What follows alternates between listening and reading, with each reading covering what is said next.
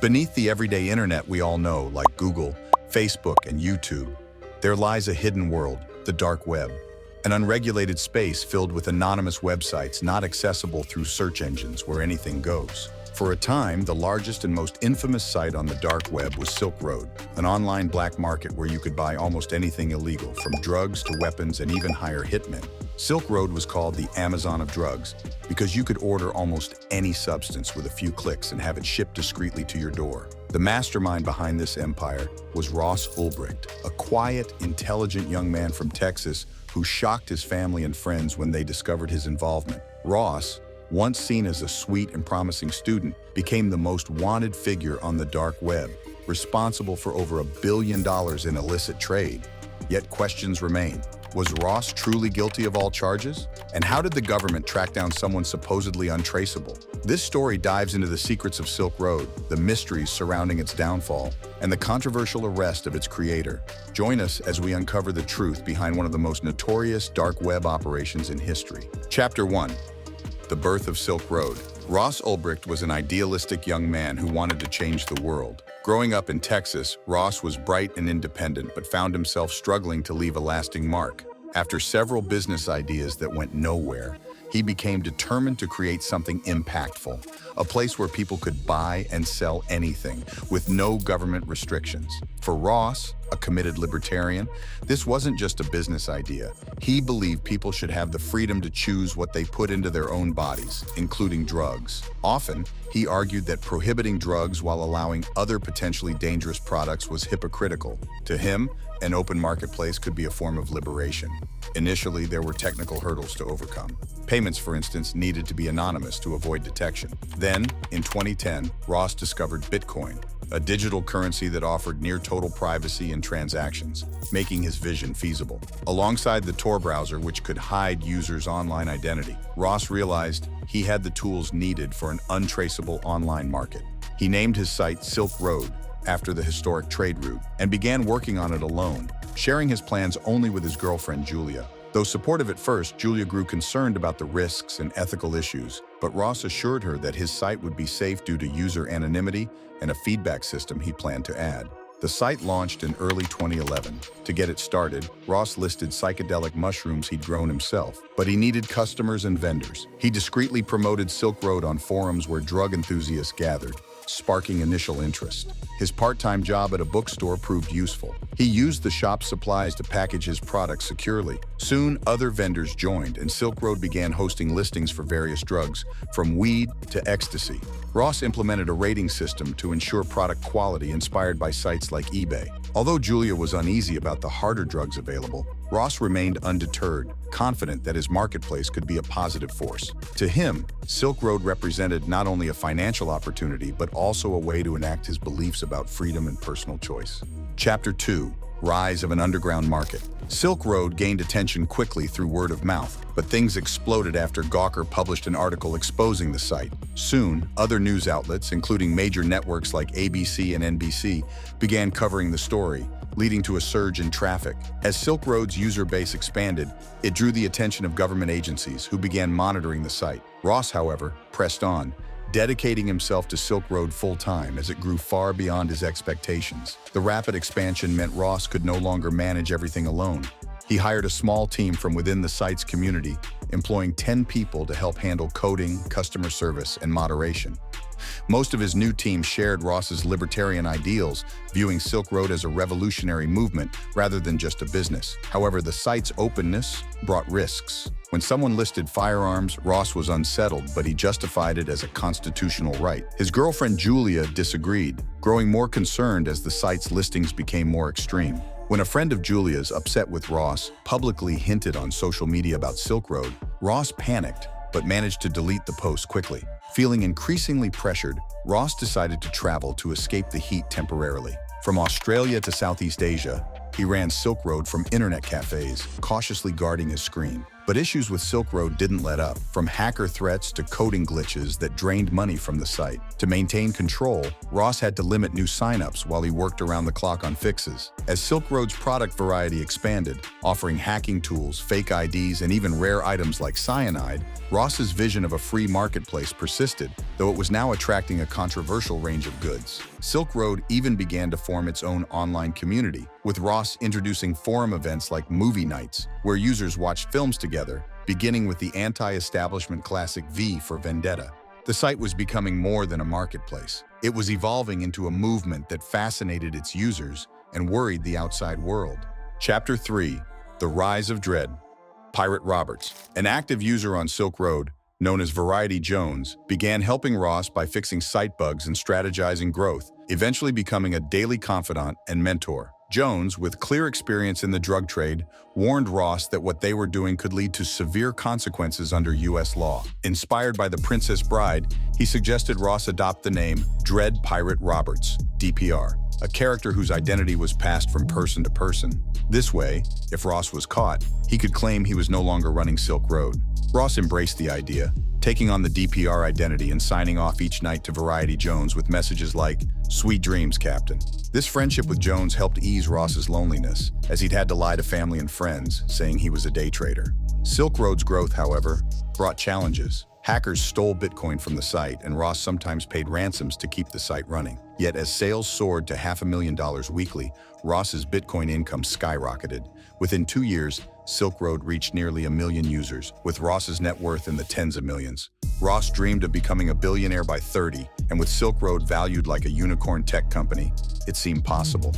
On a trip to Dominica, Ross marveled that Silk Road was worth more than the country's GDP, yet reality hit when he heard a tragic news story. A synthetic drug bought on Silk Road had led to a young man's death. The teen, under the influence, had jumped off a hotel balcony, a brutal reminder of the real-life impact of Ross's digital empire. Chapter 4: Unmasking the Empire. The U.S. government poured resources into catching Dread Pirate Roberts, DPR, but a major breakthrough came from an unlikely source: IRS agent Gary Alford. Assigned to follow Silk Road's money trail, Alford, despite his lack of expertise with Bitcoin or Tor, used his meticulous nature and creative thinking to find leads. Alford searched for the earliest mentions of Silk Road, locating a 2011 forum post by a user named Altoid. Curious, he checked other posts by Altoid and found a job ad with a critical detail. Applicants were to email rosselbricht@gmail.com. When Alford suggested this connection to his colleagues, they initially dismissed it as circumstantial. Still, Alford uncovered more. Ross Ulbricht's Stack Overflow question related to Tor, initially posted under his real name but changed to Frosty moments later. This alias matched the Silk Road server name found by the FBI. The FBI, after identifying Silk Road's server in Iceland, was able to monitor admin activity. They traced recent logins to an internet cafe in San Francisco, just blocks from Ulbricht's home, with Alford's findings connecting the username Altoid, email slip-up, and Tor post to Ulbricht. The pieces finally fell into place. The various agencies now had sufficient evidence to conclude that Ross Ulbricht was indeed Dread Pirate Roberts. Despite being hunted by numerous federal departments, Ulbricht's critical mistakes, the digital parking tickets, revealed his identity. Now they just had to catch him, but that would prove harder than expected. Chapter 5: The Takedown.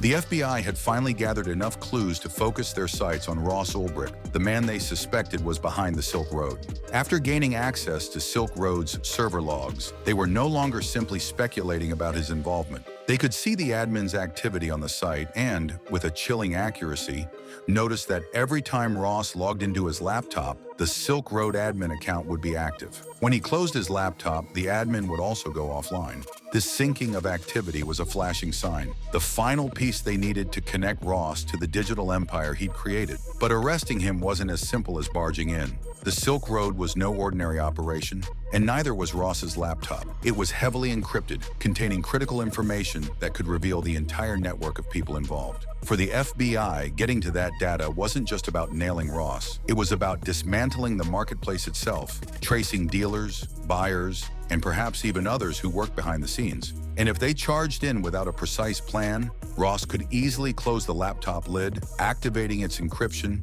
and making all the information nearly impossible to access. To bring Ross down, they had to catch him red-handed, sitting at the laptop with the screen unlocked. Only then could they make an undeniable case that he was the mastermind behind Silk Road. On the morning of October 1st, 2013, Ross started his day as usual. He headed to a nearby cafe to work, but it was packed with people, and he couldn't find a spot private enough to settle in. So he opted for a quiet corner at the San Francisco Public Library, finding a secluded table where he could log into the admin area of Silk Road without fear of being observed. But what Ross didn't realize was that the library was filled with undercover agents, all positioned strategically to watch his every move. The plan was simple but risky. If Ross sensed anything unusual, he might react and close his laptop, locking the FBI out of the evidence they needed. Everything hinged on timing, and the agents had to execute it flawlessly. Two agents took their places close to Ross and began to act out a scripted distraction. They posed as a couple having a heated argument, their voices cutting through the usual quiet of the library. One of them cursed loudly, causing heads to turn, including Ross's. In that split second, as Ross turned around to see what was happening, another agent who had been sitting just a few seats away from him moved in fast. Before Ross could react, the agent seized the laptop from the table. Startled, Ross lunged to grab it back, but it was too late. Another agent had already stepped in, and within seconds, Ross was in handcuffs, caught with the laptop open, logged in, and unlocked. On the screen in plain view was the Silk Road admin dashboard with Ross's alias, Frosty, displayed at the top. The laptop also held a trove of damning evidence, diary entries detailing his experiences running Silk Road, along with thousands of chat messages he'd exchanged with users and partners. Every piece of information the FBI needed was right there, a digital trail leading directly to Ross. Within hours, news of his arrest spread around the world. Newspapers and TV stations covered the story of the man who had secretly overseen a black market empire worth an estimated $1.2 billion, trading in drugs, weapons, poisons, and other illegal goods. Ross's family was in shock, refusing to believe the accusations. To them, he had always been an idealistic and kind-hearted person. The image of him as the mastermind behind a dark web marketplace was almost unthinkable. But for the FBI and the world watching, it was undeniable. The man known as Dread Pirate Roberts, the kingpin of the dark web, had been unmasked. Chapter 6: Betrayal and Corruption. With Ross's open laptop in hand, authorities uncovered chat histories that revealed a disturbing new layer to the Silk Road saga. A government agent, Carl Force, had secretly been working with Ross, taking bribes in Bitcoin to feed him information on the ongoing investigation. Force had posed as a major drug dealer on Silk Road, using the alias Knob, and gradually earned Ross's trust. Once Ross believed in Knob's credibility, Force began selling him intel, claiming to know of a mole in the DEA.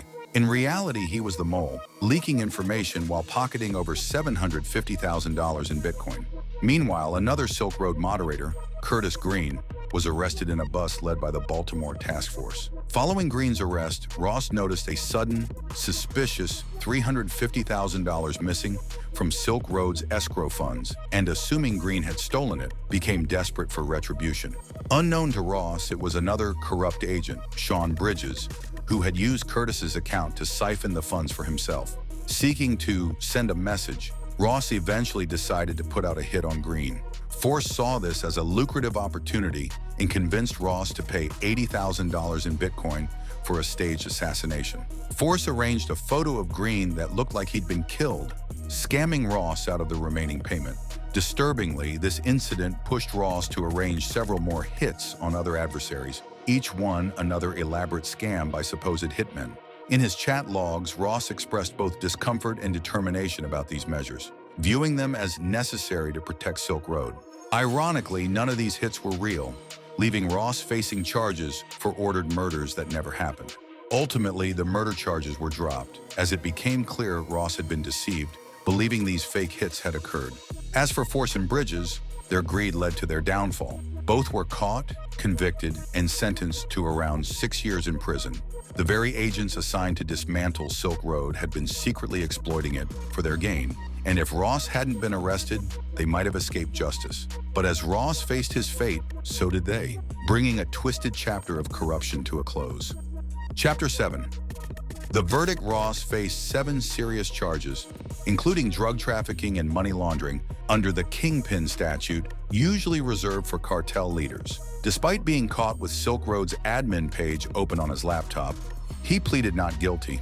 His defense argued that Ross initially created Silk Road as a social experiment, but sold it to someone else known as Dread Pirate Roberts, DPR, once it became too large to handle. They claimed that Ross was being framed with logs and messages planted on his computer to pin the blame.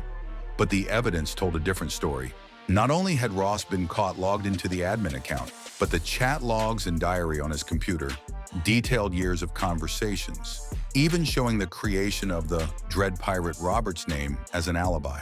Other chat logs showed DPR discussing fake IDs and expanding Silk Road, just as Ross's own fake IDs were intercepted. There was no evidence he had sold the site. In fact, Ross continued to receive Bitcoin from Silk Road's commissions. Public support for Ross surged during the trial, with many seeing him as a hero standing up for personal freedom. They argued he was no different from CEOs of other platforms like eBay, where illegal goods are occasionally sold. But the jury didn't see it that way. Found guilty on all counts, Ross wrote a heartfelt letter to the judge, pleading for leniency and a chance at freedom in his later years. However, the judge handed down 2 life sentences plus 40 years without parole. The judge explained that Silk Road's impact went far beyond Ross's intentions, leading to addiction, broken families, and even deaths from dangerous substances. She emphasized the harm the site had caused and cited the lives ruined by easy access to dangerous drugs. And while Ross wasn't personally violent, he had paid for hits on others, believing they had been carried out, which the judge took seriously. Many debated whether Ross's sentence was too harsh, considering he was a first-time nonviolent offender. Some argued that Silk Road offered a safer way for people to buy drugs, with a review system that reduced physical dangers. They pointed out that social media platforms like Facebook and Snapchat also have black markets, yet their creators aren't prosecuted. However, unlike Silk Road, these platforms don't facilitate illegal trade. Between February 2011 and July 2013, Silk Road hosted over 1.2 million transactions, generating almost 10 million Bitcoin in sales, equivalent to billions today. It's ironic that Ross was a fan of Breaking Bad, a story about a normal man who becomes a criminal kingpin. Like the show's character, Ross seemed driven by good intentions at first, but as Silk Road grew, he became consumed by power and money until it ultimately led to his downfall.